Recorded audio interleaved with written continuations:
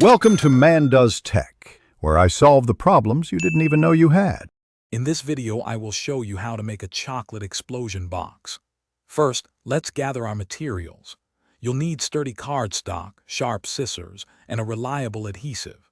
Don't forget your favorite chocolates and small decorative elements like stickers or ribbons. A ruler and a scoring tool are also crucial for achieving clean, crisp folds. Choose patterned paper to add a unique, personal touch to your creation.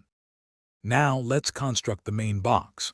Begin by cutting a 12x12-inch square from your chosen cardstock. Next, score lines at 4 inches and 8 inches from each edge, creating a grid. Carefully fold along all these scored lines to define your box shape. Finally, cut out the 4 corner squares. These cuts will allow the sides to fold up, forming the essential flaps of your explosion box. With the base ready, it's time to add the inner layers and decorations. Create 2 or 3 smaller squares, each 0.5 inches smaller than the previous one, and stack them inside.